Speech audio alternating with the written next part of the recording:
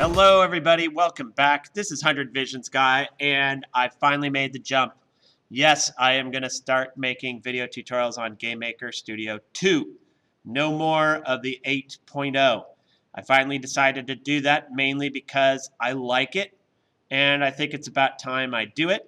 And so I'm going to do a tutorial based on GameMaker tutorials. Your first game, it's making an Asteroids-like game, and I think it's awesome. Now, this tutorial is fine for GameMaker Studio version 1, but there's a lot of things that have changed. So I don't want you really focusing on there. If you want to look at it, you can. We're just going to do this live. And I'm just going to do that on my program. Now, part of this tutorial, I want to not only show you how to make the game and follow all the steps that are on here, but I also want to just sort of illustrate some of these concepts in GameMaker Studio and the programming language behind it, which is called GML, because we're going to be working with some GML. It's changed a little bit from before, but I want you to sort of understand not only what we're coding, but why we're coding it the way we are. So here we go. Let's just go ahead and open our new game. You will need to create an account on GameMaker and download it. And once you do, you will need to log in the first few times you use it. Okay, so I'm opening up GameMaker, let it run its thing. I've already done enough. We're going to create a new program. And so I'm going to just start from scratch, create new, call it drag and drop. And now apparently I've already created a folder called Space Shooter. So let me go ahead and start that over and I'll show you in just a second. Okay, I deleted that file. So now we're just going to create a folder. And I'm not sure why it's showing no folder on here. Let me just restart that again. No, hold on. Let's try this again. I turned it off. I closed it, restarted it. I'm going to create new, drag and drop. There we go. That's what I wanted to see. I'm going to call this Space Shooter. I tend to do this kind of camel case where I make everything one word only, and to show the difference between two words, I don't put a space. I just put capital letters at the beginning of every word. Different people name things differently. Now, the naming convention from here on out, I'm going to follow what's on the tutorial that I saw. Now, when you open up GameMaker Studio 2, you have a room. It's room 0. So I'm going to double click on it. Now notice it kind of changed here. It's hard to see, but I'm actually highlighting it. I'm going to rename it to RM_game. Okay, I hit enter and I'm just going to double click, and now I'm in edit mode. A couple things you should know: you have instances layer and a background layer. Okay, I'm going to click background layer, and then this allows me to change some background layer properties, which includes things such as, tiling, horizontal, vertical speed. What we're going to change is the animation speed. Right now it's 15 frames per second. You might be frustrated when you try to change it. Well, there's this lock on here, but you can just click it and you can unlock it. I'm going to type 60, so we're going to make the 60 frames per second. So that's going to speed things up a bit. We're going to leave everything else the same. The old version would have given you a gray background. And on this, I'm going to turn the grid off, so you got the grid that's on or off. Let's zoom out a little bit so you can see where you see the grid is where the room exists. You click it off, you can still sort of see it. I'm going to zoom in a little bit. If I click, so these are the zoom tools. If you click in the middle, it'll actually reset it to like 100% view or whatever the default view was. You'll notice the width and height of the game is 1024 by 768. And so we've got our room. Let's do, we're going to add a sprite and make an object for the sprite. So to create a sprite, you just right click on that. And this is kind of the resources file or the resources window. You're just going to right click, create a sprite. And we're going to rename this, but we're going to do it in the sprite editor over here, SPR_players. We're going to create a sprite for the player. We need to edit it. Okay, first of all, it's 64 by 64. We're going to leave that as is. I'm going to click Edit Image, and now we can actually create our image. So I'm going to make like a spaceship. And I'm going to use the line tool so I can get nice straight lines. Knowing that this is 64 by 64, you'll see down here, you can look at this little window down here, and you'll notice it says 16 by 63. That's the last place my cursor was before I moved it off of the stage. You'll notice that those numbers change as I move it around. I'm trying to get to the far right where I'm still on the screen. That would be 63 of X. And if I go down 63, 32, and I click and hold, I know that I'm in the middle of the right-hand side, and I want to go up to 0, 0. You can see the number 0, 0. We'll do this again. This time I want to be at 32, as long as I'm on 32 on the Y, it can be in here or it can be over here. You make that sort of delta shape, and I'm going to go down to 0, 63, let go, click, come back to my original position, click there. Now I'm going to get a little fancy. I'm going to do one little line down the center, and you'll see why. And actually, I don't like that. I'm going to undo that. Control Z, let you undo. There we go. Dead center, click here. Now I'm doing this so that I'm going to do a little color in the middle. So right now, anywhere where you see the checkerboards, that's invisible. So if you were to put this on the screen, you could actually see right through these wings, and that's not a good idea. So what I'm going to do is get my paint bucket. That's this over here, and I'm going to change the color from white. Remember, we're in space, so we want things to stand out from black. But because we got our outline, we should be good. So what I'm going to do is I'm going to choose my colors over here. Now, a couple things here. Saturation is lets you see the colors. So sometimes it's good to just click on this window, and I'm going to use these little boxes here. So I'm going to click this one, click OK, and I'm going to bucket it here. I'm going to click on here, and I'm going to do the next one over, click there, and that's my ship, and I'm sticking to it. All right, when I'm done editing the ship, now if you want to clean it up, there's other editing tools. You can mess around with that. But when you're done, you just click this little box here, close it. You still have your changes, don't worry. And there's one last thing we need to do, a thing called the origin. The origin is like the location where that when we place a ship on the screen and we want to say where are we going to put it on the screen, if we have our origin here, that means where this little pixel here is where we're positioning it related to our sprite. If we're going to rotate around origin, and that's going to have a really weird rotation effect. So what we want to do is center it. So we're going to click where it says top left, drop down, middle center. Bam. So that's going to be right in the center, origin of 32, 32, which is half of 64. Because remember, it's a 64, 64. And we're done. So we can close this window. We're back to our room. Okay. But with the sprite, we can't really program the sprite. We need an object. So we're going to create an object for that sprite. And we're going to right-click where it said object, and you're going to click Create Object. Or you could type Alt-0, or Alt-O, excuse me. Now, we have at this window here, we're going to rename it to obj_player, just like we did with the sprite, only beginning with obj to indicate what it is. So we give it this name. We're going to choose the sprite. That's this one. We have the sprite selected, and we're going to just check visible and nothing else. So the only difference between the older version of GameMaker is this uses physics, which can be kind of fun if we have physics enabled.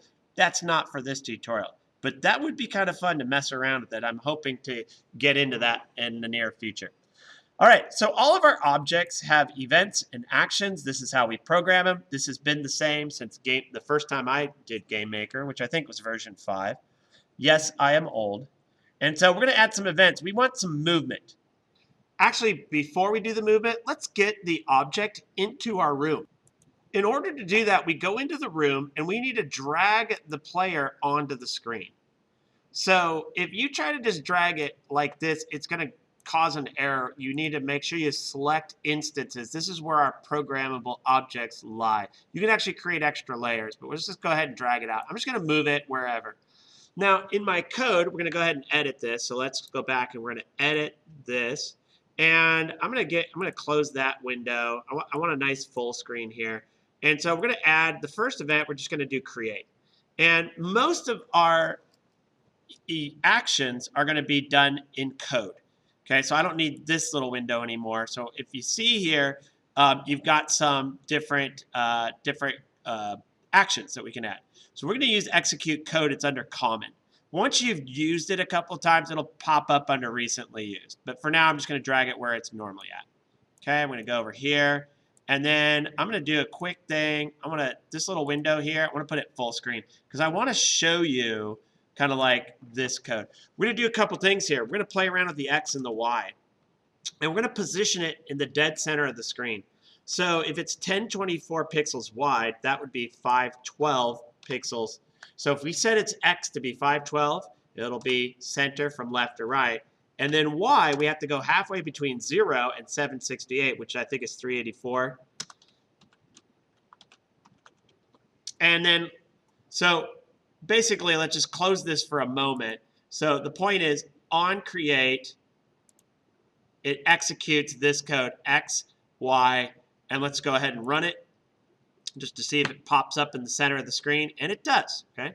So you can change where it shows up later. I just did that just to show you kind of the X and the Y. A couple things you do need to note is in Y, the upper left-hand corner, or the top of the screen is a Y of 0, and that can throw you off. So, and it's basically not your math grid anymore, where 0, 0 is the upper left. Okay, so if you go in a positive number on Y, you're actually moving down. So I'm going to go back to 384 and then call it good. Another variable we're going to be working with is image angle. And we're going to set it to 0. Now, 0 is actually the default image angle. 0 just means its initial position. And so if we look at our ship, you'll see at an image angle of 0 that it's just pointing to the right. So we'll just refer to 0 as to the right only because this ship is pointing to the right, right? But it's its initial rotation. So there is no rotation applied. However, if we added 45 to it and ran it, you would see that a positive image angle will rotate counterclockwise. And you can give it angles beyond 360. 360, of course, would be a full circle. So if you put 405, you'd actually end up with the same angle as 45 because you've gone around a full circle at 360 and you've gone 45 more degrees, and you're pointing towards the right-hand corner at the top. We're going to go back to 0 here. You didn't have to code this if you didn't want to, and you could have positioned it in the center, but this makes it exactly the center, so I think it's a good way to do it. We're going to add some more events. Now that we're talking about image angle, let's talk about rotating left and right. We're going to use key down. Key down, basically, as long as you're holding it down, we're going to keep rotating. So that's an important one. We're going to use key down. If it was key press, we'd have to keep hitting the key over and over and over again. But we want to just hold it down and let it do what it's going to do. So key down left, we're also going to execute code. And I'm just going to full screen this window. And I'm going to center it like so. So if the left key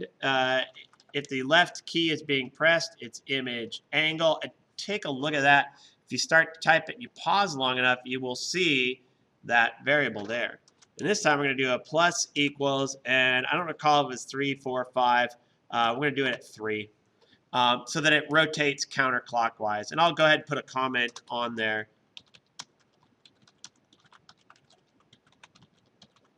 There we go. It's a good idea.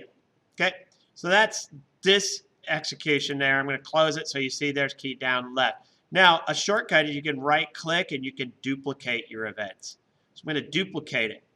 And so I'm going to do key down. This time it's going to be right. And so it already has this rotate counterclockwise. I'm just going to change that to be rotate clockwise. And to rotate clockwise, you got to subtract your angles. Okay, so we did that. Okay, so that's left and right. Let's go ahead and test it to make sure that works. There's left, there's right. Good, works. Okay, so it's key down, execute code, etc. Now we're going to execute code on up, but we're going to do this a little bit different. I'm going to go ahead and duplicate it because it's just so much fun to just duplicate. It's a little bit less work. We're going to do the up. The up arrow is to move, okay? But we're going to change this up a lot, okay? So we're going to move in the direction we're facing.